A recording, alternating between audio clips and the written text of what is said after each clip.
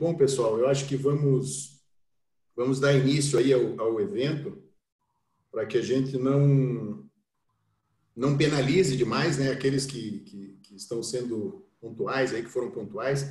Queria dar boa tarde a todos, né, agradecer a audiência de vocês. Um escritório como o nosso não teria o menor sentido, a gente produz conteúdo intelectual, né, mas se não tiver audiência, se não tiver cliente, se não tiver pessoas interessadas naquilo que a gente vai falar, fica uma coisa meio sem sentido, né? Então, vocês são todos muito importantes aí. Obrigado pela quantidade de pessoas que têm atendido nossos eventos historicamente, né? Esse evento de hoje já perdeu até um pouquinho, estava comentando com a Bia, não é uma novidade em si, né? Mas é um tema importantíssimo. Então, já faz meses que a gente tem aí mini reforma trabalhista e diversas mudanças nas dinâmicas aí da relação de trabalho, mas é um tema sempre importante e quanto mais o tempo passa, mais essas práticas vão sendo utilizadas, né? E o judiciário também vai tendo tempo de reagir, né? Que é um jogador importante nessa questão de direito do trabalho, é a própria justiça do trabalho, né?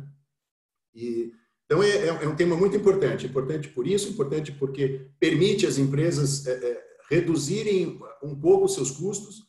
É importante, eu diria, até do ponto de vista social, porque é fácil a gente contar as demissões em massa, porque elas saem nos jornais, né? A empresa tal demitiu 800 pessoas, mas a gente não consegue contabilizar, talvez, quantos empregos possam ser salvos por essas flexibilizações, né? Ou seja, o interesse das empresas, eu estou seguro, faz 30 anos que trabalho com direito empresarial, nunca ouvi um empregado falar com satisfação o desligamento dos seus empregados, né? Então, eu acho que, ainda de forma tímida, não é isso?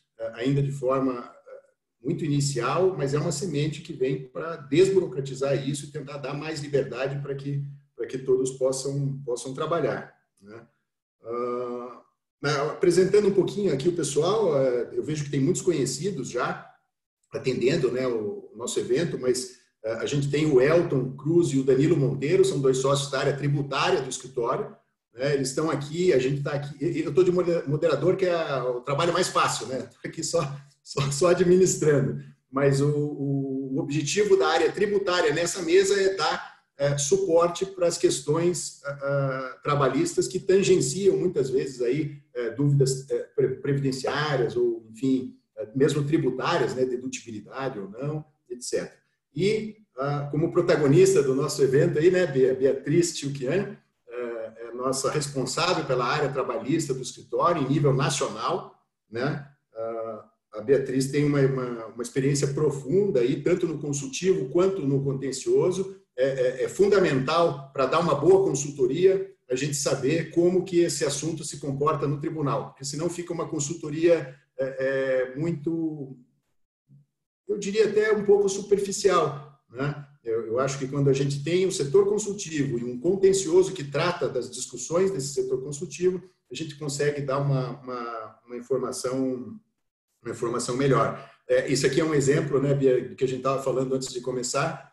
A gente consegue colocar à disposição daqueles que precisam ou que querem um conteúdo intelectual altamente preparado, que está nesse momento em São Paulo e o departamento trabalhista tem crescido muito. Eu acho que nesses últimos 6 meses aí que nós temos mais ou menos de pandemia, tem sido muito interessante verificar a quebra de uma barreira que era bem percebida, de que a advocacia trabalhista tinha que ser uma coisa muito, muito localizada e, de fato, para algumas questões é importantíssima a presença do advogado local, mas eu acho que isso tende a chegar num ponto de equilíbrio, né? A gente tem aí um departamento muito bom de direito do trabalho para colocar à disposição de vocês. Deixa eu ver se eu não esqueci mais nada aqui. Bom, nosso evento vai seguir uma dinâmica que vai ser de 5 blocos. Primeiro, formas alternativas de contratação. Então, a Beatriz vai falar, o Danilo e o Elton vão fazer algumas inserções dessas formas alternativas de contratação que normalmente estão associadas à relação de emprego direto. Então, tem pejotização, enfim, diversos outros modelos de contratação que eles vão tentar abordar aí. O segundo bloco vão ser alternativas para redução de custo. Então, suspensão do contrato de trabalho, redução de salário, né, home office, esse teletrabalho, né, que a gente tem hoje, negociações sindicais. Então, esse segundo bloco vai tentar abordar estratégias aí para reduzir, do ponto de vista corrente, os custos, né, com questões trabalhistas. O terceiro bloco vai ser uma revisão de políticas de remuneração. Então, alteração de benefícios, reflexos previdenciários e tributários. Aí a gente vai ter uma colaboração do Elton junto com a Beatriz, tentando abordar isso. E no quarto tema nós temos o Danilo, que vai falar de outros aspectos do direito tributário. Então vai falar um pouco de jurisprudência. Esse quarto bloco, pessoal, ele pode ser que ele seja mais longo ou mais curto, a depender dos três primeiros. Então, a gente vai tentar conter esse material intelectual dentro de um período de tempo que é curto, né? Nós temos 1h30 prevista e gostaríamos que vocês tivessem todos pelo menos 20 minutos ou 15 minutos aí para fazer perguntas, né? A gente tenta sempre... e o quinto bloco é de perguntas, né? Alguns avisos paroquiais aí também, né? As perguntas vocês devem fazer através do Q&A, o QIA, ali que vão ver no canto, no centro inferior, né, do Zoom, ali tem o Q&A. As respostas serão dadas ao final do evento. Nós temos, como eu disse, vamos ter de 20 a 15 minutos para, se tudo correr bem, para a gente responder. Aquelas perguntas que não forem respondidas, que não seja possível responder a todos, se tem sido comum nos nossos eventos, é bom, é gostoso para a gente ver que o público participa, mas eles às vezes acontece. Então, quando acontecer isso, vocês podem direcionar essas perguntas, tanto no e-mail da Beatriz, como do Danilo, como do Elton, como no meu, tanto faz, e a gente vai se empenhar aí para não deixar ninguém sem resposta. Que mais? Vocês vão ver ali que tem uma informação de que nós estamos transmitindo o evento ao vivo no YouTube. Não, peço que não tentem compartilhar esse nosso evento no YouTube, porque não vai dar certo, né? Em respeito a vocês que se inscreveram no evento e estão conosco aqui no Zoom, então só vocês que vão conseguir assistir. Depois, no segundo momento, isso será assim disponibilizado no YouTube, mas a gente está usando isso como uma ferramenta para fazer edição. Então, esses vídeos, quando a gente disponibiliza nas mídias sociais, eles sofrem uma série de edições para ficar melhor, para o conteúdo ficar mais agradável, e isso demora. Então, a gente está usando essa ferramenta, mas não estamos ao vivo no YouTube. O que mais? Bom, dito isso, pessoal, então, sem mais delongas, eu passo a palavra aqui para nossa protagonista, Bea Tilquian. Vamos lá. Obrigada, Pacheco. Bom, pessoal, boa tarde a todos. Acho que o Pacheco já colocou bem aqui que a ideia é a gente trocar a nossa experiência nesses últimos meses que envolveram a pandemia e que teve um reflexo muito direto com o direito do trabalho, tanto na parte contenciosa quanto na parte consultiva. Então, é tentar trazer um bate-papo, refletir sobre as coisas que já estão postas, tentar trazer um novo olhar, entendendo que o próprio Poder Judiciário também está amadurecendo o olhar sobre vários pontos e vários aspectos que estão na CLT, mas que a experiência vem mostrando que permite uma nova discussão sobre os temas, uma nova forma de colocar os temas, né? Vale lembrar que os juízes trabalhistas, eles também estão realizando a atividade cada um da sua casa, né? Então, a gente tem feito aí rotinas de audiências, as audiências estão mantidas, e o que a gente percebe no dia a dia é que a Justiça do Trabalho tem uma preocupação arrecadatória, naturalmente, porque o que se discute ali é natureza salarial, são verbas alimentares, então, uma pressão muito grande do Poder Judiciário para a manutenção do ritmo de processo, que passa naturalmente por audiência. Eu imagino aqui, vi que tem bastante gente, alguns conhecidos, que eu sei que também trabalham com a área do contencioso e que vivenciam isso de uma certa pressão.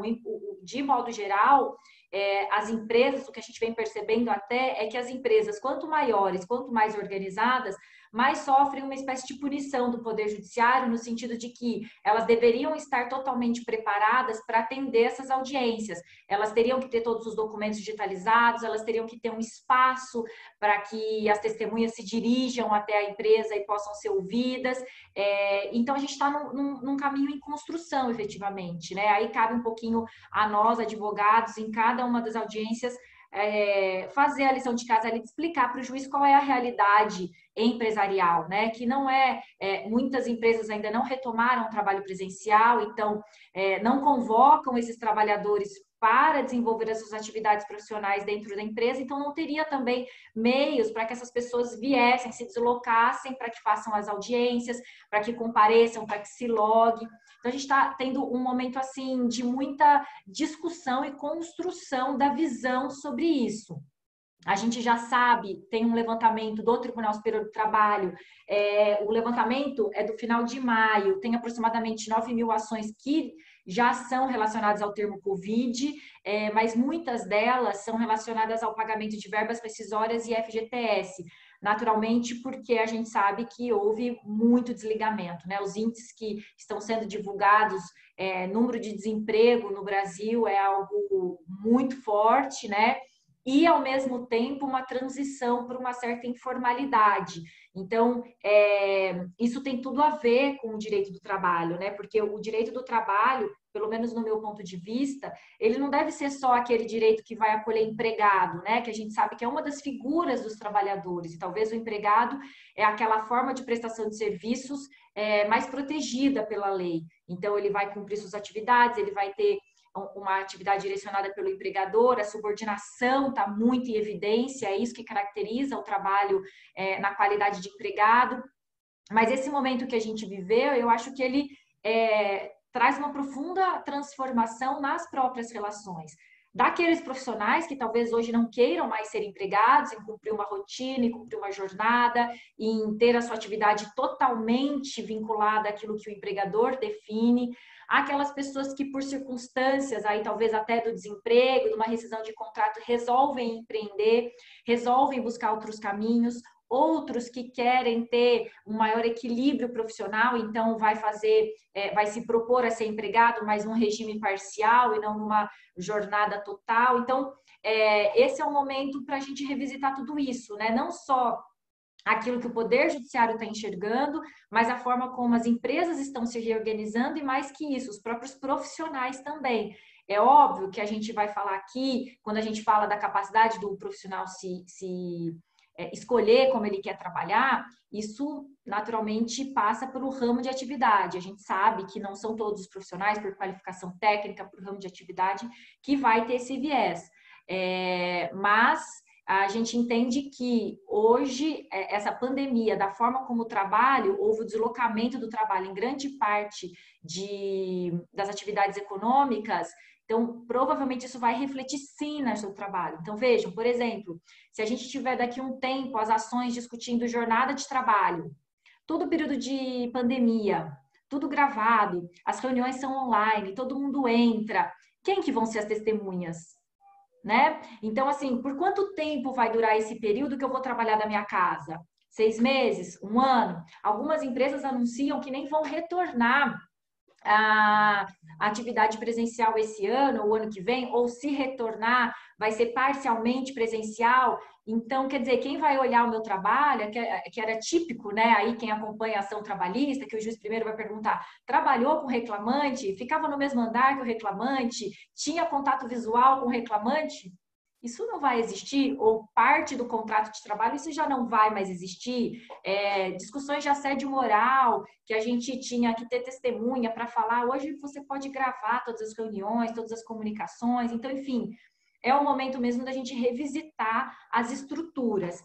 E aí, para a gente esquentar um pouco aí os motores e para a gente entender um pouquinho das pessoas que estão aqui, a gente preparou uma enquete que eu vou disponibilizar agora, vocês vão verificar aí algumas perguntas que a gente está fazendo para ter uma interação com vocês. Então, neste primeiro momento, neste período de pandemia, né, o que a empresa fez? Vocês vão votando e já vai aparecer aqui para mim. Suspendeu o contrato de trabalho? Reduziu jornada e salário? Demitiu profissionais ou não precisou adotar nenhuma medida? Então, vocês podem ir respondendo, aí a gente já vai compartilhar o resultado com vocês. Só um comentário, é anônimo, tá? Podem responder sem qualquer preocupação. Ótimo ponto. Então, para a gente entrar aqui dos temas que a gente vai tratar, tentando já dar um viés aí para o foco principal do perfil das pessoas que estão aqui, a gente trazer a pessoalidade aqui na discussão, mesmo com a distância, né? Então, a gente vai se valer aí dessa possibilidade e vai lançar no decorrer da nossa conversa algumas perguntas sobre o tema. Então, aqui, vou dividir com vocês esse resultado parcial do que a gente teve. Vocês estão conseguindo enxergar agora aqui o resultado? Então, veja, a sua empresa adotou alguma medida durante a pandemia? Olha que interessante, das pessoas aqui que responderam, quase 50% não foi necessário adotar nenhuma medida. Poucos demitiram, e aí dividido entre a suspensão do contrato de trabalho e a redução de jornada de salário. Super interessante saber disso, porque é um dos temas que a gente vai abordar aqui e que a gente discutiu tanto nessa questão das medidas que o governo colocou para apoiar o empresariado neste momento de pandemia. Então, só para a gente fazer um conceito histórico, a gente teve 2 medidas provisórias principais que trataram das medidas para conter a calamidade pública. Uma delas, que foi a primeira, tratava ali de questões de antecipação de férias, possibilidade de banco de horas, falou um pouquinho do teletrabalho. Essa medida provisória, ela não foi efetivada e ela já perdeu a vigência dela. O que se defende nesse momento seria que aqueles contratos ou aquelas regulamentações que foram praticadas na vigência da medida provisória seriam atos jurídicos perfeitos, então estão ali ratificados, mas hoje eu não posso me valer do regime previsto na medida 927, porque ela não se efetivou. Já a 936 foi a medida que se efetivou, virou lei e será objeto aqui da nossa discussão da segunda parte do nosso contrato, do nosso bate-papo.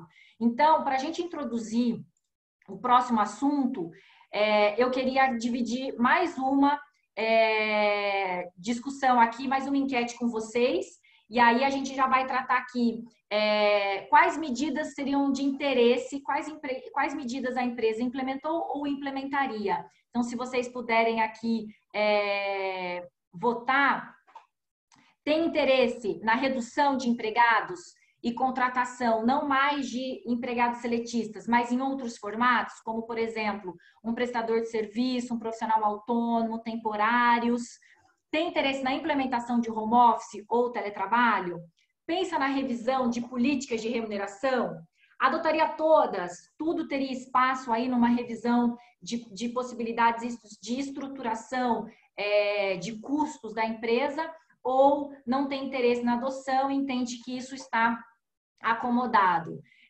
Vou deixar aí mais uns segundinhos para quem quiser votar, para a gente encerrar aqui essa enquete e entrar diretamente ao tema. Então, vou compartilhar com vocês o resultado. Olha que interessante. A gente tem aqui como algo muito forte implementação de home office e teletrabalho. Revisão de políticas de remuneração, nesse momento, talvez não seja pontualmente uma medida única para ser posta.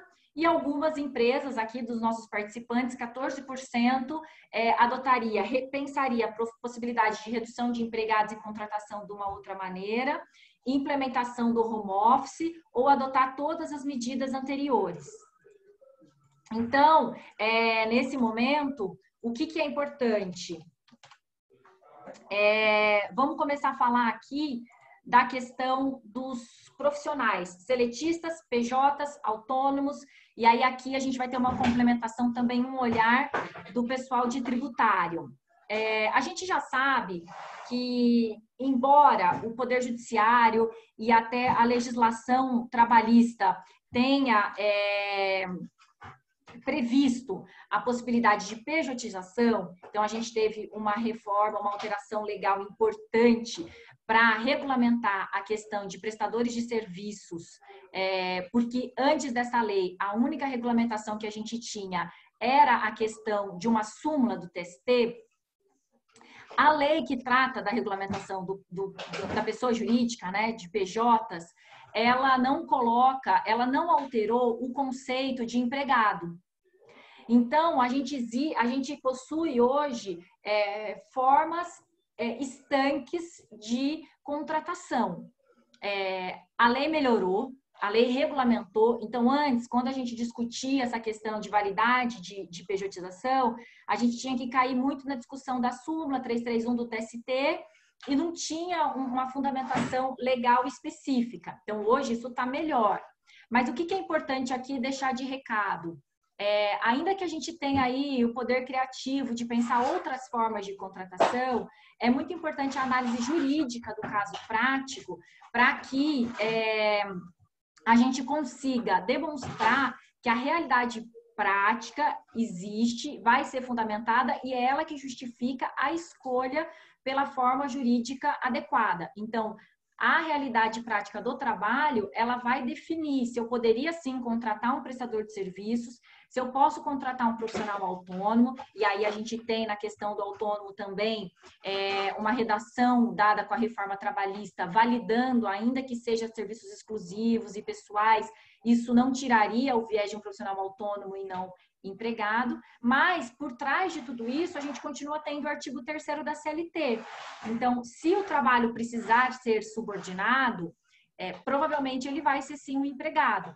E aí, nesse aspecto, eu acho que a gente tem um viés em comum com que o direito tributário também trata do assunto. Então, acho que nesse ponto, o Danilo vai colocar um pouquinho também o viés, a forma que a gente encara a questão da pejotização e os riscos na esfera tributária. É isso mesmo, Bia. Boa tarde a todos. A Bia comentou, a gente tem uma preocupação, aí, uma situação que precisa ser sempre avaliada, que é a realidade da relação que existe, né? Então, existe a possibilidade, a gente sabe, através de algumas previsões legais, possibilitando a criação de empresas para prestação de serviço, enfim, mas sempre a gente vê aí uma preocupação da Justiça do Trabalho em prestar atenção na realidade que existia nessa relação, para que, né, sendo uma relação efetivamente de prestação de trabalho, essa realidade, né, seja preservada e observada. No âmbito tributário, a preocupação que se tem uma vez que a incidência da contribuição previdenciária, ela se dá sobre a parcela que é considerada salário, uma vez que você tem uma PJ e o que você tem ali, na verdade, é uma relação de prestação de serviço semelhante ao que ocorre entre patrão e empregado, né? Então, uma situação ali que pode estar sendo disfarçada, ali, mascarada pela pessoa jurídica, existe a possibilidade, né? A gente vê alguns casos em que a Receita Federal busca desqualificar essa situação, fazer ali a retirada da pessoa jurídica, entender que aquela pessoa jurídica ali, ela foi colocada simplesmente para trazer essa situação de empresa, mas que na verdade ali você tem uma relação de emprego, e aí ela pode, e a gente tem percebido aí algumas decisões do CARF, inclusive mantendo autuações nesse sentido, exigir a contribuição previdenciária da empresa. Então, nós percebemos uma evolução na jurisprudência do CARF nesse sentido, em que inicialmente a gente tinha muitas decisões contrárias aos contribuintes, entendendo que não seria possível a constituição de empresas, de pessoas jurídicas, até alguns casos bastante conhecidos aí de atletas, profissionais aí da televisão, enfim, que o CARF manteve essas autuações para exigência de contribuições previdenciárias, reconhecendo que ali existia uma relação de emprego, efetivamente, que aquilo era salário. E aí, para casos um pouco mais recentes, em que a gente tem aí a aplicação de uma lei de 2005, a Lei 11.196, nós começamos a perceber que o CARF tem olhado de maneira um pouco diferente e exigido um pouco mais, de maneira um pouco mais contundente, provas de que existia uma relação de emprego ali. Então, a gente começa a perceber, de alguns anos para cá, uma abertura do CARF para a discussão dessa situação, com um viés um pouco mais preocupado em, de fato, entender se ali existia mesmo uma relação de trabalho. Claro, uma coisa que é importante a gente considerar também, e é possível que esse cenário ainda evolua mais um pouco. A gente está recente ainda com uma alteração na legislação, que é o fim do voto de qualidade no CARF, Então, a gente sabia que no passado muitas autuações eram mantidas por conta da possibilidade do presidente do CARF, ou da turma julgadora, ter um voto ali de qualidade na hora de desempatar um julgamento. Então, com a queda desse voto de qualidade recente, agora em 2020, é possível que essas decisões que começaram a ser um pouco mais favoráveis aos contribuintes, mantendo essa relação, elas se intensifiquem um pouco mais. Né? Então, o cenário que nós temos hoje, jurisprudencial, né, no âmbito tributário aí, do CARF é esse. Na Justiça, na Justiça e órgãos do Poder Judiciário, tribunais regionais e STJ, a coisa ainda está um pouco tímida, essa discussão ela não é tão antiga, então são poucos os casos que a gente vê julgados aí no âmbito, né, da jurisprudência. Tá? O Elton acho que vai comentar um pouquinho agora sobre essa eventual desconsideração dessa relação da pessoa jurídica ali, como é que ficaria a tributação nesse sentido? Elton. Beleza, obrigado, Danilo, e boa tarde aí, pessoal. Vou só complementar uma questão, Danilo, sobre jurisprudência, né? A gente tem aí julgamentos no STF em curso importantes, né? Tivemos aí recente a questão da terceirização da atividade fim, o Supremo reconhecendo que isso era constitucional, e temos 2 julgamentos em curso, que é a questão do artigo 129, como você colocou, da Lei 11.196, e também a constitucionalidade do artigo 116 do CTN, que trata da questão do planejamento tributário, apesar do Supremo estar 5 votos favoráveis à constitucionalidade desse dispositivo, a ministra Carmen Lúcia ela fala claramente que não é possível desconstituir um planejamento puro e simples por conta de economia tributária, ou seja, é necessário a verificação de simulação, enfim, ocultação do fato gerador, acho que isso é bem importante. Mas quando a gente fala de pejotização e os motivos da pejotização, claro, além da questão trabalhista, o cunho é também tributário. Por que tributário? Né? A gente vê as contribuições sobre uma folha de salários que para um empregador aí, se a gente considerar a contribuição previdenciária, FGTS de 8%, terceiros, RAT, FAP, tudo isso que incide algo entre 30%, 40% até da folha, que é calculado por fora, né? Além do salário que é pactuado com aquele funcionário. Então, isso leva, né, as pessoas a buscarem a pejotização e, além disso, os próprios tributos incidentes sobre a pessoa física, né? Um imposto de renda que pode chegar em 27,5%, uma contribuição previdenciária que agora com a reforma previdenciária foi para uma alíquota de quase 14%, existe essa possibilidade. Então, são esses motivos que levam aí a busca aí da pejotização. E uma coisa importante que a gente precisa pensar e que a gente vê um reflexo agora e uma discussão muito forte é como a CBS e as reformas do governo impactariam essa questão.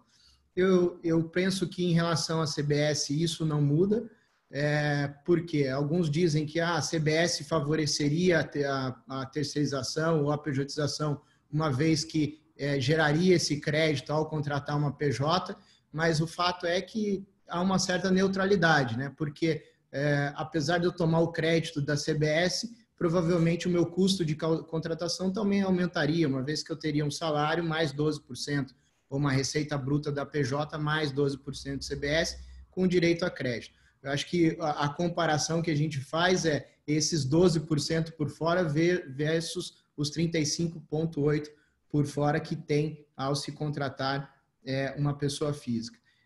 Aí temos outras coisas, né? A questão dos dividendos, que aí pode efetivamente trazer um impacto para as pessoas físicas que constituíram suas PJs e também a questão da contribuição sobre pagamentos digitais, a nova CPMF, que aí sim seria para desonerar a folha de pagamento. Então, eu acho que isso é importante, vale a pena a gente ficar atento, porque essas propostas, então, podem trazer, de alguma forma, um impacto na terceirização e aí na pejotização.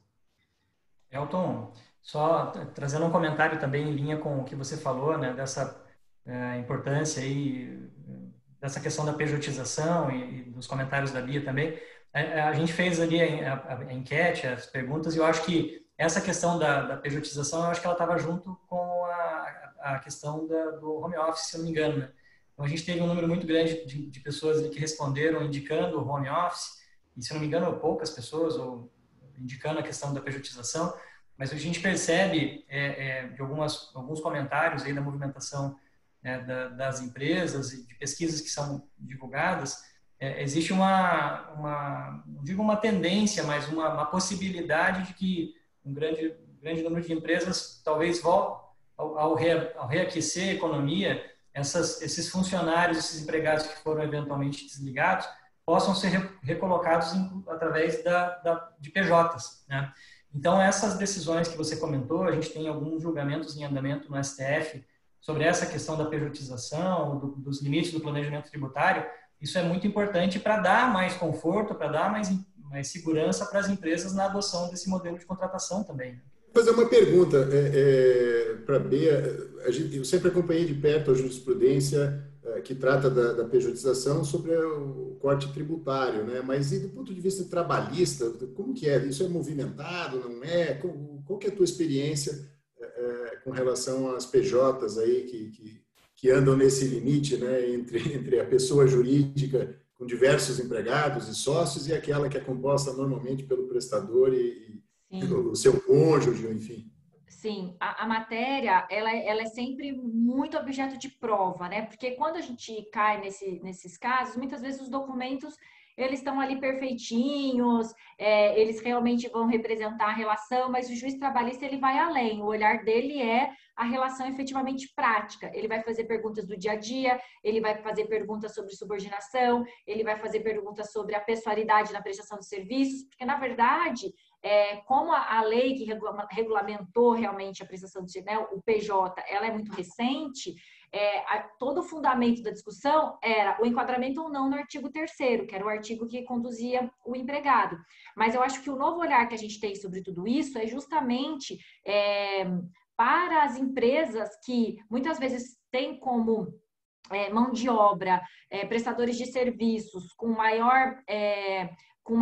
precisa de prestadores de serviço que o perfil dessa mão de obra é um perfil mais qualificado, porque é técnico ou por conta de alguma área, por exemplo, empresas de TI, muitas vezes tem um perfil específico dos profissionais que precisa ter um conhecimento técnico muito específico, e essas pessoas não querem, pela sua formação, pela sua forma de trabalho, pela sua forma de produzir, e estar submetido a uma rotina de empregado.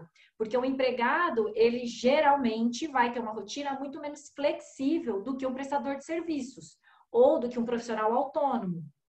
Então, este é o novo olhar. Eu acho que o que a sensação que a gente tem, né, de uma tendência no seu trabalho e no direito do trabalho de um modo geral os institutos legais estão aí, jurídicos estão ali, mas está tendo uma alteração na forma da relação empregador e profissional.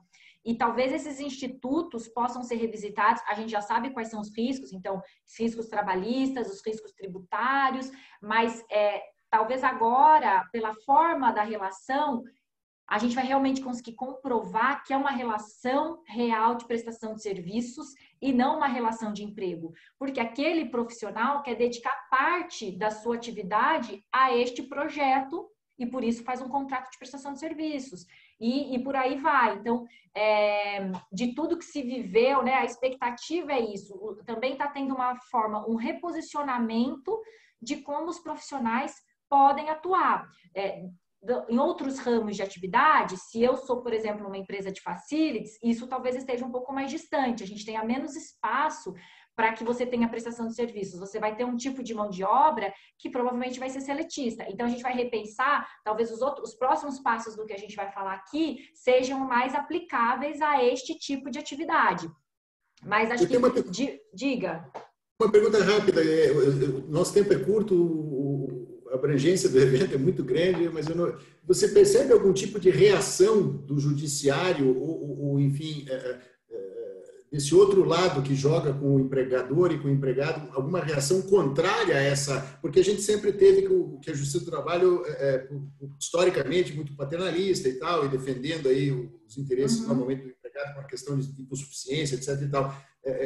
Ou não? Ou você acha que o Judiciário tem tentado acompanhar, embora a gente sabe que mais lentamente isso? Não, eu entendo que sim, tem tentado, isso acho que reflete especialmente as últimas gestões do próprio Tribunal Superior do Trabalho. Então, o Tribunal Superior do Trabalho, seus presidentes têm tentado essa modernização, mas é óbvio, existe, né, talvez um ranço, uma percepção de muitos juízes são resistentes. Mas hoje, e aí eu acho que a importância do consultivo, do preventivo, se você vai com as questões encaixadas, com o objeto adequado, com a documentação que faça sentido, sem cair nas pegadinhas, que às vezes são pegadinhas aí do dia a dia, que aí quando você chega numa instrução você não consegue sustentar, a chance de êxito é muito maior. Então, eu queria agora, como a gente teve aí um resultado bem expressivo na questão de teletrabalho home office, já abordar esse tema. E aí, eu tenho de novo uma pergunta para vocês, se vocês puderem participar. Então, a gente vai falar agora um pouquinho... eu percebi que no outro, na segunda enquete, alguém talvez não tenha conseguido, uns 2 ou 3 não tenham conseguido acesso. Se não tiverem, manda no Q&A. No Q&A, a gente tenta ver o que está acontecendo, mas... Isso. O que a gente agora quer discutir aqui, que a gente vai falar um pouquinho, então, superar essa questão da forma de contratação, os riscos e uma nova possibilidade de engajamento do profissional e da empresa, entrando agora para o objeto empregado. Então, a minha empresa hoje não tem como primeira possibilidade fazer uma readequação da sua forma de contratação, porque na questão de custo-benefício, risco, a empresa prefere a manutenção de ter empregados e talvez prestadores de serviço só pontualmente. Então, dentro desse universo de empregados, o que pode ser uma tendência, né? O que é novidade e a gente pode entender aí que o direito do trabalho vai precisar regulamentar. O home office e o teletrabalho talvez seja um ponto. Então, o home office, como que você classifica esse home office? Ele é uma prática que a empresa enxerga como uma prática de redução de custos? É uma prática que as empresas estão se adequando simplesmente pela competitividade, aderência às práticas de mercado? Meu concorrente já faz, eu vou precisar fazer, porque senão eu não vou mais atrair talentos? A oportunidade de trabalho dentro da minha empresa não é uma questão adequada? Preocupação com mobilidade e meio ambiente ou um bem-estar e engajamento dos profissionais? Realmente é um movimento que vem muito mais dos profissionais do que até do próprio empregador. Então, estou vendo aqui que tem gente votando ainda. Vou esperar mais uns segundinhos para avaliar. Cris, enquanto a gente espera, mais um ponto aqui para a gente conversar, 30 segundos. A gente vê que o bem-estar dos profissionais está ganhando aí a dianteira e provavelmente vai vencer essa parada. Mas a gente sabe que, do outro lado, existe uma intensificação em algumas atividades da quantidade de horas dedicadas diretamente à atividade intelectual, seja lá qual for, né? Ou seja, se antes eu conseguia, em São Paulo, fazer uma reunião presencial de manhã e uma tarde, em Curitiba eu fazia 2 e 2 à tarde, hoje eu consigo fazer tranquilamente meia dúzia, 7 ou 8 reuniões, porque eu não tenho esse deslocamento e tal, e eu não pude deixar de perceber no debate que você fez na Jovem Pan lá, aliás, parabéns, está muito interessante. Eu acho que foi nesse debate que você foi provocada no sentido de que teria que haver uma redução na jornada de trabalho, porque não é bem-estar, é para o mal-estar, porque as pessoas estariam trabalhando mais. Qual que é a tua opinião de técnica sobre isso? Eu acho que não tem muito a ver, acho que as pessoas têm que se adaptar, né? Mas como que você vê isso? Mas assim, antecipando sem dar spoiler aqui, mas foi muito interessante até esse debate, Pacheco, porque a gente trazia ali uma visão empresarial sobre o tema e do outro lado era o Patá, então uma pessoa que estava muito envolvida com a categoria de trabalhadores. Então ele falando ali a experiência de comerciários e falando dessa natureza, a visão dele era não totalmente negativa, mas vislumbrava que precisava sim ter limitações, porque para aquele tipo de atividade econômica que ele tinha bastante experiência, ele estava entendendo que existiam certos exageros, né? Mas a gente vai falar disso porque é o ponto importante, que é a diferença do home office para o teletrabalho. Então, antes disso, eu vou compartilhar o resultado para a gente ver aqui, então, como que ficou essa questão, como você classifica o home office. Olha só que interessante. Bem-estar e engajamento de profissionais. Então, metade das pessoas que estão aqui hoje assistindo e conseguiram votar entendem que a política de home office é algo para engajar profissional. Então, a minha leitura sobre isso, e vendo que isso se repete aí em várias conversas que a gente anda tendo sobre o tema, é um movimento que deu certo trabalhar de casa nas piores condições possíveis, provavelmente, porque a gente viveu um período trabalhando de casa sem a normalidade da vida, e aí, nesse aspecto, a gente pode dar como exemplo, principalmente quem precisa de escola ou quem contava com cuidadores, e justamente essas pessoas foram as mais afetadas. Você tirou da vida normal toda a infraestrutura e todo mundo passou a trabalhar de casa, mas mesmo assim a visão é positiva, porque a leitura que se tem é que há uma preocupação com o engajamento dos profissionais. Um percentual significativo a aderência de práticas de mercado, e aí eu também concordo que sim, hoje, especialmente quando a gente tem no nosso ramo de atividade contratação de uma mão de obra mais jovem e técnica, né? Então uma mão de obra qualificada e jovem, esses profissionais, eles têm muitos projetos. Eles não têm só um projeto profissional de trabalhar em uma coisa, eles também têm uma conta no Instagram, eles também fazem vídeos para o YouTube, eles têm projetos sociais. É um perfil também de uma geração que já está chegando no mercado de trabalho, que quer ter essa flexibilidade de jornada para se dedicar a outras atividades profissionais ou pessoais. E aí aqui 14% votou como redução de custos. De fato, muitas vezes o tema que mais é tratado é dito assim, o home office é importante porque isso vai reduzir custos, mas não é o ponto que define a questão do home office. As empresas que querem implementar o home office vão implementar por aderência à prática de mercado e para engajamento de profissional, porque agora isso é uma moeda sem muito custo. Você não está falando aqui, vou aumentar o bônus, vou aumentar o salário, vou aumentar o pacote de benefícios. Ninguém está nesse nível de negociação, está todo mundo mais segurando as contas para conseguir manter emprego. Então, nesse sentido, você implementar uma política de home office, o custo ele é pequeno perto do benefício alcançado, né? Mas agora, o que é realmente essa história de home office que a gente está vivendo? Então, hoje na legislação trabalhista, a gente não tem regulamentação de home office. O que existe na legislação trabalhista é o teletrabalho, que é bem diferente do home office.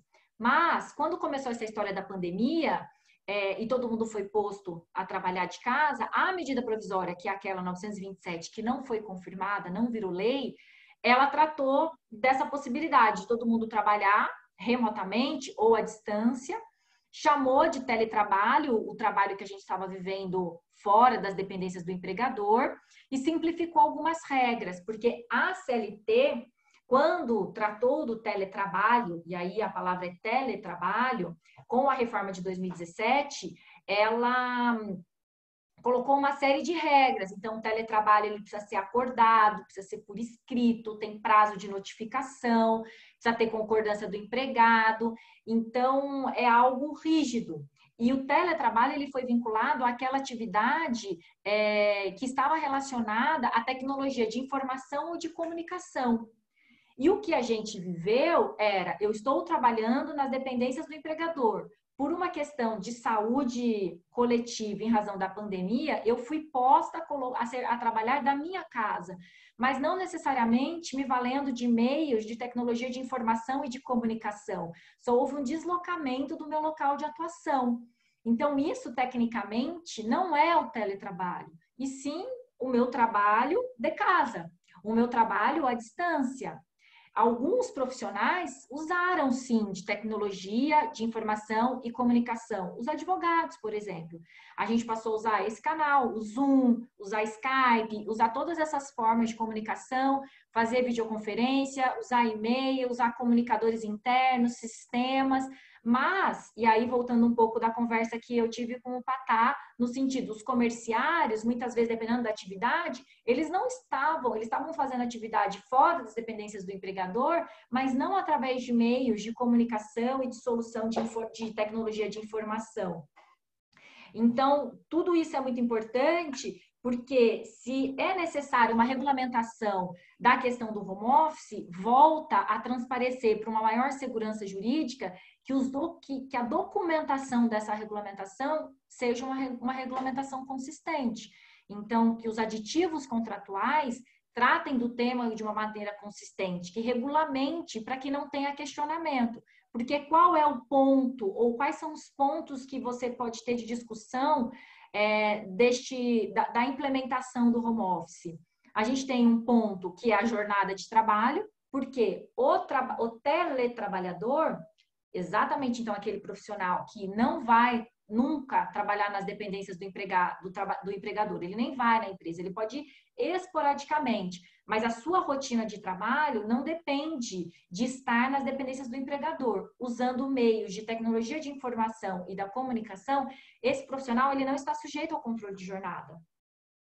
Já as pessoas que vão desenvolver o home office, então o que seria o home office? O home office é aquele dia que você não precisou ir na sua empresa e trabalhou de casa, mas isso não transfigura a natureza do seu trabalho, que é um trabalho realizado nas dependências do empregador. Então, nesse dia do home office, a jornada funciona normalmente. Você tem horário para começar, você tem pausa para almoço, você tem horário para acabar. Então, a regra geral para o home office é a regra geral de jornada de trabalho. Outra figura é do teletrabalhador, mas veja, muda muito a forma de interação e muda muito o intuito do empregador. Que tipo de profissional ele quer? Ele quer um teletrabalhador que, então, ele vai organizar sua rotina sem fiscalização de jornada? Ele vai trabalhar, por exemplo, por demanda, por projetos, por entregas. E aí, cabe à empresa investir em formas de acompanhar a qualidade, produtividade desse trabalho, que eu não vou poder exigir e nem fiscalizar a jornada desse profissional. Porque se eu fiscalizo, se eu exijo que cumpra uma jornada, se é passível dessa fiscalização, ele vai ser passível, então ele vai poder questionar o pagamento das horas extras. E o profissional que tem home office e que aí a empresa decide essa política 2, 3 vezes na semana, essa política tem que estar bem estruturada para que regulamente a jornada desse trabalhador e, em seguida, que haja treinamentos recorrentes para que tanto os gestores saibam como tratar aquele profissional que em algumas vezes da semana está trabalhando de casa, como esse profissional também tenha regras de se organizar para que cumpra a jornada. Porque senão a gente entra no segundo ponto de exposição, que são as regras de segurança, medicina e segurança do trabalho.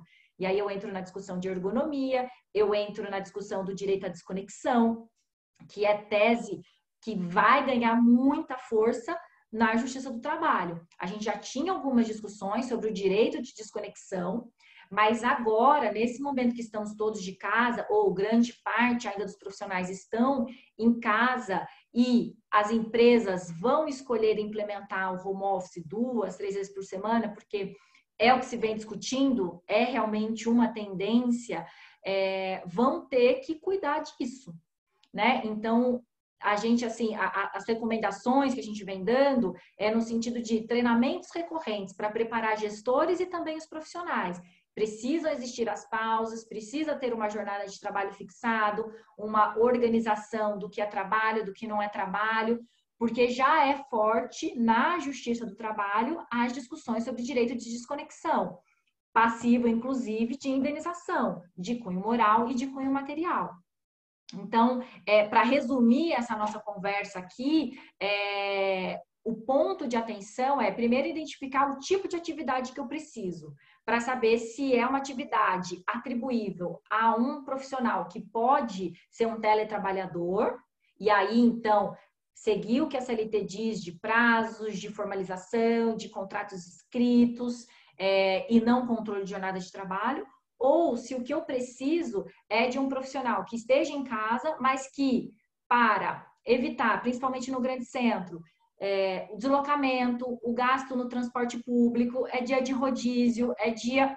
Então, aí, indo, né, ao encontro do que foi colocado aqui na nossa enquete, uma busca pelo bem-estar desses profissionais, então, ter uma política bem estruturada e treinamentos para a gente minimizar os principais pontos de exposição do home office, que são jornada de trabalho e as discussões sobre saúde, tanto na questão de ergonomia quanto ao direito de desconexão. Tá? Então, esse era um ponto que, assim, a gente vem fortemente vendo a discussão, tanto em todos os ramos, tanto em empresas de RH, planejamento de carreira, tanto na parte jurídica e até mesmo no próprio Poder Judiciário. Que aí, nesse aspecto, acho que, de novo, fica o aprendizado. Os juízes estão trabalhando de casa, os assistentes dos juízes estão trabalhando de casa, os cartorários estão trabalhando de casa. E a gente está sentindo na pele isso, na própria velocidade dos processos, em que as ações são submetidas, em que as decisões estão sendo colocadas, né? A gente tem recorrentemente protocolado petições e no dia seguinte tem a resposta. Isso nunca aconteceu. O seu trabalho vem divulgando aí os índices recordes de decisão, de andamento, de movimentação processual.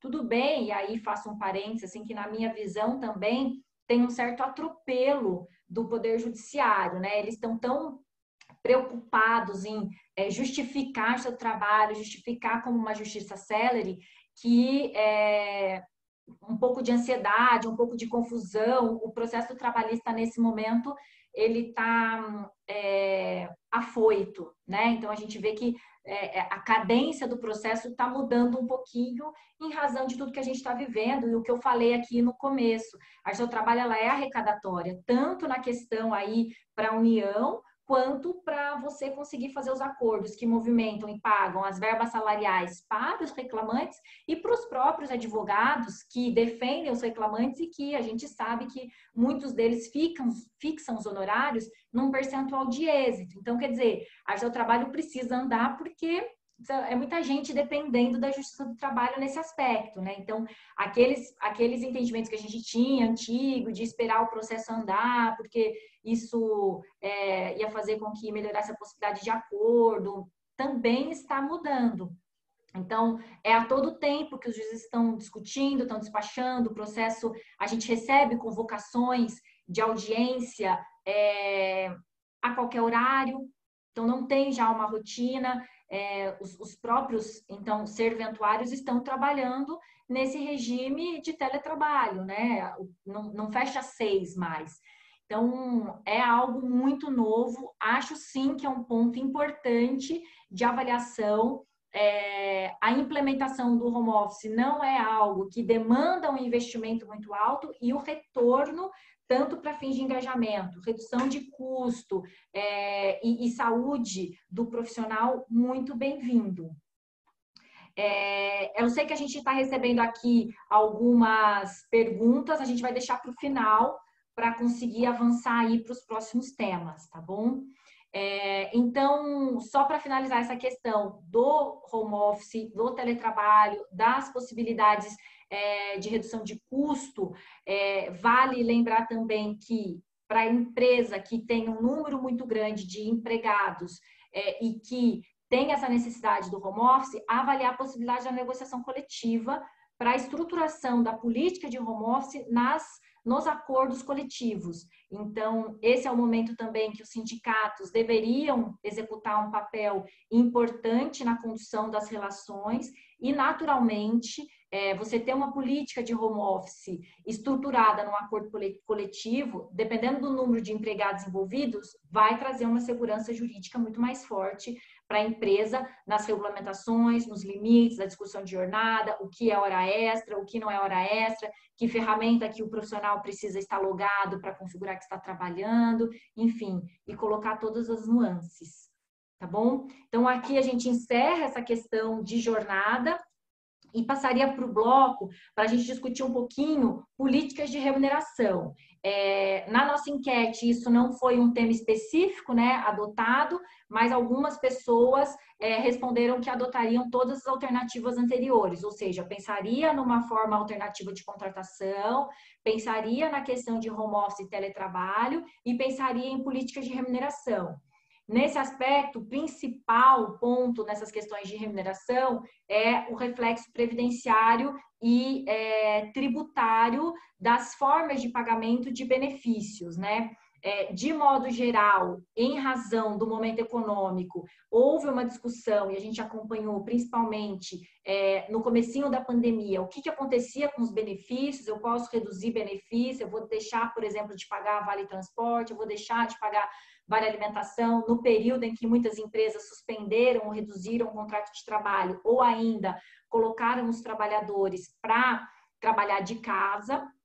Mas mais que isso, a gente queria trazer aqui uma visão para repensar alguns benefícios que são pagos e que pode ter margem para discussão dos reflexos tributários, como PLR, premiação, justamente nessa questão, nesse momento que a gente vive, de revisitar as práticas para tentar trazer redução de custo. Então, eu vou passar a palavra para o Danilo e para o Elton, para eles trazerem um pouco dessa visão do direito tributário e previdenciário. Tá bom, Bia, obrigado. Olha só, quando a gente fala sobre valor entregue ao funcionário, e eu vou falar valor entregue ao funcionário porque eu não quero tratar só de remuneração, porque é vinculado ao salário. A gente tem várias coisas que são entregues ao funcionário, ao colaborador, tal como o PLR, prêmio, ajuda de custo, uma remuneração indireta, um pagamento baseado em ações, enfim, uma série de alternativas que aí, ora são remuneração, ora não é uma remuneração. Então, quando a gente olha esses aspectos, 3 coisas são importantes sob o ponto de vista tributário: contribuição previdenciária, imposto de renda da pessoa física e a dedutibilidade desses valores para imposto de renda e contribuição social. E lembrando que a apuração do imposto de renda não é a mesma da apuração da contribuição social, porque, ora, às vezes eu tenho uma determinada rúbrica que é indedutível para imposto de renda, mas não é para contribuição social. Então, essa análise ela é super importante para determinar, sob o ponto de vista tributário, que valor e a que título será entregue para o funcionário. Uma outra coisa importante quando a gente olha esses valores é que cada um tem uma sua definição e elas são diferentes, né? PLR e prêmio não é a mesma coisa, tanto sobre o vista tributário, reflexo, sobre o ponto de vista conceitual. Os requisitos são diferentes de um PLR do que um prêmio. Algumas vezes, né, os contribuintes pensam, eu não consegui a negociação com o sindicato, agora eu vou pagar prêmio. Não é tão simples assim. Então, sempre é necessário fazer uma análise cuidadosa do que está sendo pago e os requisitos se estão sendo cumpridos da legislação sob o ponto de vista tributário. Uma outra coisa que eu queria chamar a atenção para o PLR é a insegurança jurídica que a gente vive em relação a ele. E aí, Danilo, pode, né, me ajudar e complementar. O PLR hoje é visto pela Receita Federal como algo a ser questionado e combatido. Então, a gente olha autuações sobre vários fatores, seja ele porque não houve uma negociação com o sindicato, seja porque não há uma meta clara, né, estabelecida ou a comprovação de que aquela meta foi atingida. Então, isso é um ponto de análise. O prêmio, como é algo mais recente, a não tributação pela contribuição previdenciária e não incorporar o salário, teve uma consulta em 2019 que a Receita Federal já deu algumas balizas de como ela vai entender os requisitos do prêmio. Ou seja, é algo também a ser avaliado e ficar atento a isso. E, por fim, um último ponto que eu queria chamar a atenção sobre esses pagamentos feitos aos funcionários é para quem? É para o funcionário em si? É para um diretor empregado? É para um diretor estatutário? E essa análise tem que ser feita cuidadosamente, porque cada um desses pagamentos feitos a essas pessoas dentro da empresa possui, né, um aspecto tributário diferenciado e alguns questionáveis, mais, outros menos. Então, é mais um ponto de atenção que as empresas têm que verificarem em relação a esses pagamentos. Tá?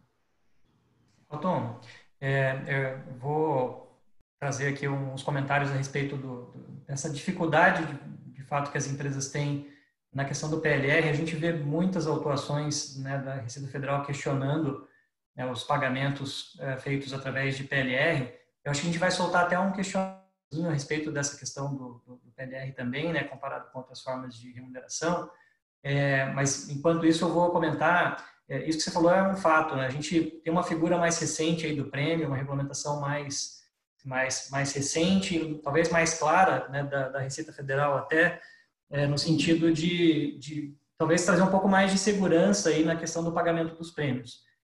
O PLR, como eu dizia lá no início, muitas autuações, diversos requisitos ali, a lei prevê que você deve observar para que o PLR seja regular. Então, a gente tem lá a questão da periodicidade, a questão da necessidade de se ouvir sindicato, o momento em que é feita a definição do PLR. Então, diversas questões relativas ao PLR que a gente foi percebendo ao longo do tempo que, às vezes, as empresas sempre ficam com uma certa insegurança aí no sentido de optar por essa prática. Por isso que a gente tem percebido aí, me parece, né, Elton, que a questão da premiação talvez seja uma maneira um pouco mais segura e mais clara de se fazer uma remuneração diferenciada aí para os funcionários. Pessoal, a enquete está disponibilizada. Só um comentário rápido. Nós tivemos apenas 2 ou 3 casos aqui que não conseguiram ter acesso à nossa enquete, e a gente está com mais de 150 pessoas aí assistindo. Então, a gente sente muito, nós revisamos enquanto o pessoal estava conversando aí a nossa plataforma, e está tudo funcionando direitinho. Então, fica aí as nossas desculpas para aqueles que não conseguiram acessar a enquete. De novo, ela é anônima, tá? Podem votar à vontade. Bom, aí vamos olhar o resultado, né? A ideia era verificar se a empresa alterou a política de pagamento de prêmios e de PLR após a reforma de 2017, e acho que aí a maioria das pessoas que responderam foi no sentido de que, então, não houve qualquer alteração em relação a esses aspectos, né? E algumas no sentido de que, sim, aumentou o pagamento de prêmios e reduziu o pagamento de PLR. Eu acho que com isso a gente consegue encerrar esse tópico, né, Beatriz, e passar aí para o Danilo rapidamente tratar de alguns outros itens que impactam folha de pagamento e que podem ser tratados como redução de custos tributários incidentes sobre a folha, né, Danilo? E para no final aí a gente tratar das perguntas. Pessoal, a gente tem algumas, até eu comentei ali no começo da nossa transmissão, né? A gente tem algumas coisas acontecendo nesse momento no STF que são bastante relacionadas à questão da folha de salários, vai gerar um impacto relevante aí para a questão do custo na contratação de funcionários. Então, temos percebido aí uma movimentação grande nesse segundo semestre do STF no sentido de pautar temas tributários, e especialmente nessa semana passada e nessa semana agora, alguns temas relevantes aí que envolvem a questão de folha de salários. Então, nós temos aí em andamento no STF o julgamento da questão aí da Lei Complementar 110, que exige aí o recolhimento de 10%, exigia, que ela deixou de ser cobrada agora em janeiro desse ano, um percentual de 10% sobre o valor do fundo de garantia do funcionário desligado sem justa causa, uma briga aí de muitos anos que o STF finalmente pautou e que a gente tem visto caminhar de maneira, ainda poucos ministros se manifestaram, mas ela conta com uma votação parcialmente favorável aos contribuintes. A gente tem 3 votos favoráveis 3 votos proferidos, na verdade, até agora lá no STF, são 2 favoráveis ao contribuinte e 1 desfavorável. Esse julgamento está previsto, ele tem uma duração para acontecer no STF, ele iniciou aí no finalzinho da semana passada, ele deve ser concluído até a próxima segunda-feira, e a gente deve ter a conclusão desse julgamento no sentido de se reconhecer se essa cobrança é constitucional ou não. Então, existe um grande número de ações em que essa discussão é colocada. Claro, ela não vai representar uma redução do custo com a questão aí da demissional a partir de agora, mas ela pode representar uma recuperação de valores aí da contribuição paga no passado. Temos mais 2 temas que estão sendo julgados lá no STF também nesse momento, relativo ao SEBRAE e ao INCRA, a contribuição ao SEBRAE e ao INCRA, com as contribuições de terceiros. Essa aqui também, 3 votos até agora proferidos, mas o placar está invertido, a gente tem 2 votos favoráveis à Fazenda e apenas 1 favorável ao contribuinte. Nessas discussões se requer aí que essas contribuições a partir de 2001 elas passaram a ser inconstitucionais. Então, essas sim, elas vão surtir um efeito, especialmente sendo favorável à conclusão desses julgamentos ao contribuinte, vai surtir um efeito bastante grande no custo de contratação aí dos funcionários. Também está previsto para encerrar aí no início da semana que vem esses julgamentos. O SEBRAE, a contribuição ao INCRA, na verdade, o processo que trata da contribuição ao INCRA teve um pedido de vistas aí dos ministros, ela acabou saindo da pauta. Vamos torcer para que ela retome logo para a gente também ter a conclusão desse julgamento. Uma questão importante aí nesse grande número de processos aí julgados pelo STF relativos à matéria tributária, mas que tem um impacto aí também previdenciário e da questão de custo na folha de salário, a gente vale a pena destacar a questão da conclusão do julgamento da incidência da contribuição previdenciária sobre o salário maternidade. Então, era um processo também que o STF analisava há algum tempo já, existiam algumas decisões, infelizmente, desfavoráveis em segunda instância. O STF julgou recentemente essa matéria, entendeu pela inconstitucionalidade da incidência da contribuição sobre essa verba. A gente sabe que o STF, alguns anos atrás, julgou um leading case em que ele dizia que o que importava para a incidência ou não da contribuição previdenciária era a habitualidade. Então, essa questão da habitualidade ela foi levada em consideração para esse julgamento. Então, como o pagamento do salário maternidade ele não é um pagamento habitual, não deveria existir a incidência da contribuição previdenciária. Mas é interessante também levar em conta que o STF também pacificou o entendimento de que eu preciso, para ter incidência da contribuição previdenciária, eu esteja remunerando um trabalho, eu esteja remunerando um serviço que foi prestado. E a gente não tem essa situação, né, nesse cenário do salário maternidade, enquanto a funcionária fica afastada ali das suas atividades. Então, interessante esse julgamento do STF também por conta disso, porque pode refletir em outras verbas. Tá? E esse julgamento do STF também foi interessante, esse do salário maternidade, porque ele responde a uma dúvida que muitas pessoas tinham quando lá em 2017 o STF julgou o tema 20, em que ele fixou o entendimento de que importava para o pagamento da contribuição previdenciária a habitualidade. Existia a dúvida se era a habitualidade no pagamento da verba pela empresa, ou seja, a habitualidade em que a empresa pagava essa verba para os seus funcionários, ou era a habitualidade no recebimento pelo colaborador. Então, ao decidir que não incide contribuição previdenciária sobre o salário maternidade, porque não é habitual a funcionária, a empregada receber, né, esse benefício, ele está decidindo, está deixando expresso, resolvendo aquela dúvida que existia, de que o que importa para a incidência da contribuição previdenciária é a habitualidade no recebimento da verba. E isso também pode refletir para algumas outras verbas aí que estão sendo julgadas. Fazendo um link desse julgamento do STF, do salário maternidade, para uma situação que vai ser interessante agora nesses tempos aí da pandemia e de empresas que deixaram os funcionários em casa, mas sem adotar nenhuma das medidas de suspensão do contrato de trabalho. Vocês lembram que eu comentei ali que o STF decidiu que eu preciso ter remuneração do trabalho para que eu possa ter a incidência da contribuição previdenciária.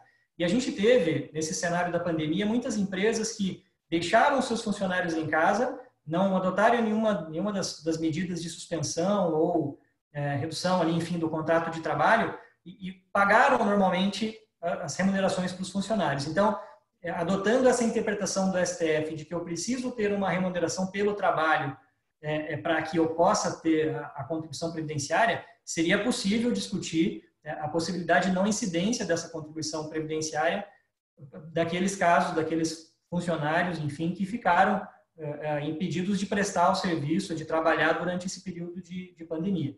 Então, essa é uma situação que a gente acha que pode ser motivo, ensejador de discussões judiciais aí no futuro, que já conta aí com uma abertura do STF de interpretação favorável, nos parece. Eu gostaria de deixar a palavra aberta ao Elton, à Beatriz, para eventualmente comentarem, Pacheco também, alguns desses aspectos. A gente tem algumas perguntas, né? Acho que o Pacheco vai comentar também. Eu acho que a gente faz assim, pessoal. Nós vamos fazer um encerramento agora, um pré-encerramento. O encerramento definitivo será exatamente às 14h30. Nós temos aí alguns minutos para responder algumas perguntas. Agradecer já a audiência de vocês. Tivemos uma audiência linear, né? O que indica que as pessoas começaram a assistir e terminaram assistindo, que é muito bom. Fico muito feliz em nome do escritório. Lembrar que aqueles que desejem conteúdo produzido pelo escritório, nós temos o LinkedIn, né? Temos o nosso site, um canal no YouTube, onde todo esse material que é produzido fica lá à disposição, né? Informativo sobre mudança na legislação, na jurisprudência, enfim. E lembrar de 2 próximos eventos já confirmados, dia 17 de agosto, né? Tributação no setor de seguro, vai ser um super evento, bem legal. E no dia 20 de agosto também, o novo contorno na tributação de serviços, né? Serviços que a gente sabe cada vez mais importantes aí na economia, na medida que a atividade industrial diminui um pouquinho, a prestação de serviços tem sido aí já há anos a bola da vez. Então, teremos um evento 17 de agosto e um dia 20 de agosto. Na semana do dia 24 de agosto, vocês vão ser informados aí sobre um evento só para tratar de julgamentos importantes no Supremo.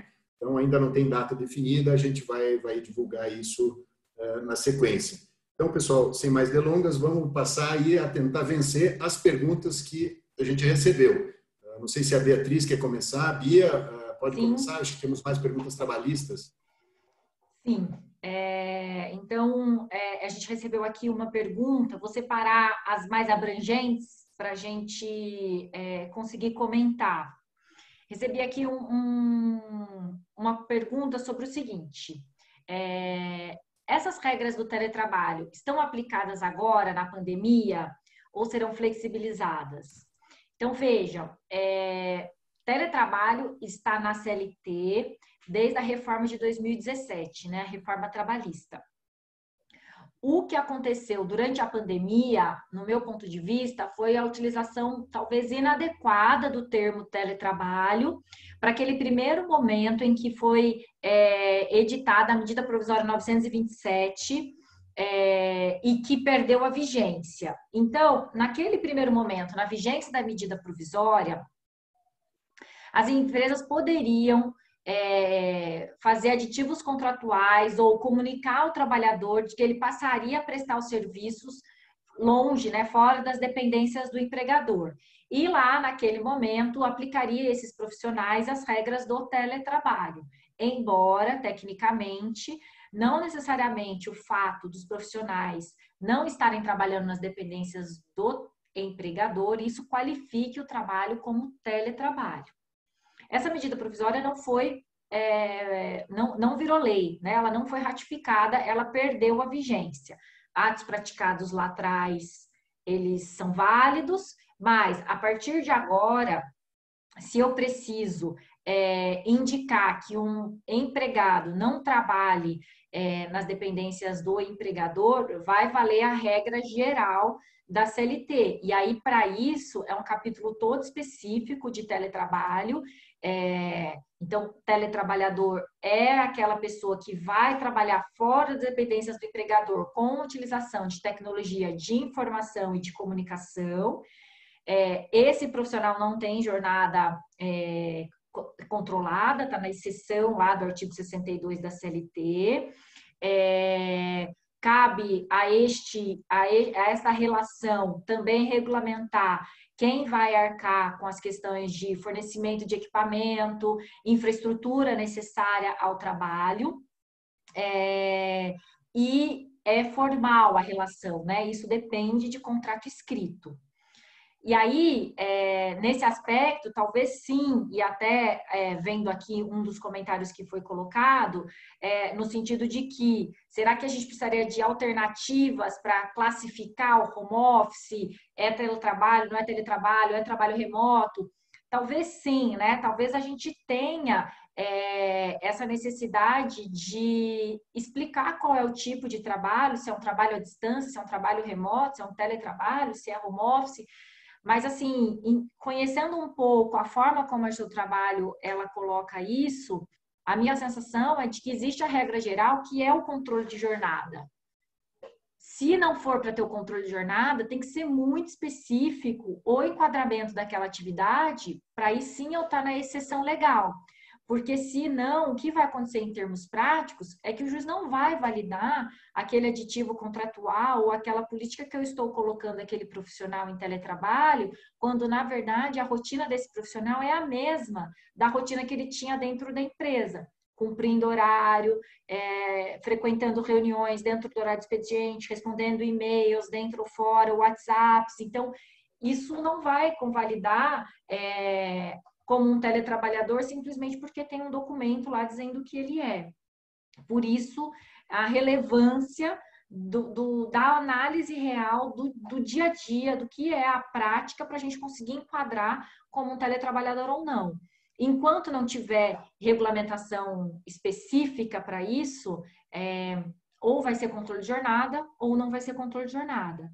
E aí, passando para a segunda pergunta aqui que eu separei, veja, ainda sobre esse tema de home office, né? Quais seriam os riscos para uma empresa que possui uma política de home office adotar um aditivo ao contrato de trabalho, considerando as obrigações previstas na CLT para o teletrabalho? Um dos pontos, por exemplo, seria o não controle de jornada para os dias que o funcionário estiver em home office. Isso eu acho bem delicado, porque, veja, o teletrabalho é uma forma de trabalho, né? Então, ele não é um momento. E aí, volta um pouquinho do que a gente conversou. Em razão da pandemia, todo mundo precisou trabalhar de casa, mas não necessariamente estávamos na condição do teletrabalho como a lei definiu. Nós estávamos trabalhando em casa porque, por uma medida de segurança, a gente não podia ir, né? E aí, proteção de saúde coletiva, ir até as dependências do empregador. Mas isso não desconfigurou a natureza do nosso trabalho, que eventualmente é um trabalho sujeito ao controle de jornada. E que, portanto, eu devo marcar ponto, ainda que eu trabalhe da minha casa 1 ou 2 vezes por semana, de uma maneira remota. E a gente sabe que existem formas de controle de jornada, pelo login, pelo logout, pela hora que eu respondo e-mail, quanto tempo eu fico logado na máquina, quanto tempo tem pausas na máquina, né? A gente consegue ter relatórios do período que a máquina fica ligada, mas eventualmente sem nenhum tipo de atividade. Então, hoje, a gente tem sistemas de informática, né, de tecnologia da informação, que a gente consegue monitorar. E aí, fazendo um paralelo com o sistema anterior que a gente tinha das exceções legais. O artigo 62 da CLT, que tratava dos empregados, que trata dos empregados que não estão sujeitos à jornada, ele coloca lá o trabalho externo. O que a gente vinha na prática? Por exemplo, motorista de caminhão, é um trabalho externo, vai fazer entrega, sai de um local, vai até o outro, é trabalho externo, não está sujeito à jornada, mais ou menos. O que a gente vê no seu trabalho? A gente vê condenações de horas extras de motoristas. Por quê? Porque hoje o empregador, ele é capaz de saber onde essa pessoa está. Porque tem GPS nos caminhões e eu consigo saber exatamente o tanto que andou durante o dia, porque tem uma rota a ser seguida. Então, a natureza do trabalho poderia até ser uma natureza de trabalho externo, mas você tem mecanismos de fazer o controle. E a partir do momento que você tenha mecanismos de fazer o controle, então você vai pagar hora extra. Desculpa, diga, Pacheco. Não, talvez tentando ser didático, mas com o risco de ser tecnicamente incorreto, né? A impressão que eu tenho é que o teletrabalho é aquele tipo de trabalho onde, quando eu vou para a empresa, eu estou fazendo uma coisa parecida com aquele empregado que trabalha na empresa e vai fazer o home office. Ou seja, é da natureza do teletrabalho ser remoto. E o home office, e a exceção é ali na empresa. E da mesma forma que o trabalho sujeito ao controle de jornadas, ou seja, na empresa, no mais das vezes, você vai fazer o home office, mas aí deveria se sujeitar a isso. É mais ou menos isso, né? É isso. Então, na verdade, quando a gente tem a política de home office, o natural é que ela esteja, sim, sujeita ao controle de jornada. E aí você vai controlar por todos esses mecanismos remotos, exceto, naturalmente, se quem está exercendo, por exemplo, esse trabalho em home office são os profissionais em cargo de confiança, porque esses já não precisam ter o controle de jornada pelo cargo de confiança. Agora, havendo uma regulamentação em sentido oposto, aí até retomando um ponto que eu falei aqui, aí valeria uma negociação com o sindicato, porque para essa questão de regulamentação de jornada, para tentar se aplicar ao dia do home office uma exceção ao controle, precisaria sim, para ganhar força jurídica, da participação do sindicato. Lembrando, obviamente, que o grande desgaste do home office é justamente o direito à desconexão. E aí a gente entra até uma parte mais psicológica da questão e não tanto jurídica, mas está muito intrínseco, né, ao que os juízes vão avaliar. E outro ponto que é super importante aqui é lembrar que uma ação trabalhista ela pode ser proposta 2 anos após a rescisão contratual. Então, hoje nós estamos vivendo tudo isso, tudo está muito em evidência, mas os juízes vão avaliar essas questões daqui 2 anos. Então, em 2022, vão olhar para 2020 e como que eles vão avaliar tudo isso, né? É óbvio que agora está tudo muito mais aflorado, muito tempo. Vai ser outra condição social, outra condição econômica, outra estrutura. Não sei se já vai ter tido outra pandemia. Então, assim, o que a gente tem de regra, e a Justiça do Trabalho tende a ser nesse sentido, ela quer regulamentar e ela vai fixar. Tudo que puder ser controlado, vai ser controlado como jornada de trabalho. Tanto que da própria leitura que a gente tem na CLT, quando ela fala do teletrabalho, ela é muito mais rigorosa para você colocar o profissional em teletrabalho do que tirar do teletrabalho e colocar no presencial, como se o trabalho presencial fosse mais positivo. E a gente viveu na prática muitas experiências de que não necessariamente você ir para a empresa todo dia, para o escritório, é mais adequado ou mais produtivo do que estar trabalhando remotamente, né? Então, é um tema, assim, que tem muito espaço para discussão e lembrar que o que a gente está estruturando hoje, nas práticas, nos documentos, vão ser avaliados num outro momento pelos juízes. Então, precisa ser muito bem estruturado para que, passado todo esse momento que está todo mundo mais sensibilizado com essa situação, consiga validar a prática adotada. Espero ter respondido aí o ponto colocado. E aí, eu acho que a gente, para finalizar aqui, e a gente cumprir o nosso horário, depois a gente pode compartilhar aqui os nossos e-mails para direcionar alguma pergunta que não possa ter respondido, mas é uma pergunta ainda sobre o tema. Se a empresa aplicar um sistema de controle de jornada, pode deixar de fazer o aditivo sobre teletrabalho, considerando que os funcionários só estão trabalhando de casa pela preservação da saúde geral, ou até mesmo porque a empresa quer defender o home office por término da pandemia? Ou seja, apenas a política de home office seria suficiente? Então, veja, hoje, se a empresa quiser hoje implementar um home office, a gente não tem legislação específica que fala home office é aquela política de 2, 3 vezes na semana em casa. Então, a gente vai seguir a regra de controle de jornada. Para os dias de home office, aqueles profissionais vão ter que anotar a sua jornada, ainda que seja nesses sistemas que hoje a gente tem de aplicativos, né, que você preenche a sua jornada e não necessariamente lá no cartão de ponto da empresa. Então, nesse sentido, essa vai ser a regra. Não é teletrabalho.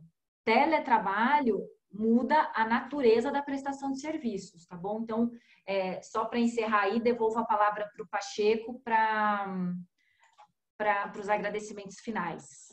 Estou aguardando aqui só uma resposta, e aí é falta de experiência do operador. Eu não sei se 14h30 o link vai cair de repente ou se a gente consegue não, mais um acho minuto. que não. Então acho que dá para o Danilo responder uma pergunta e a gente atrasa aí 2-3 minutos. Danilo, manda bala. A gente teve uma pergunta aqui a respeito da possibilidade de deixar de recolher já para essa competência de agosto o salário maternidade em razão da decisão do STF.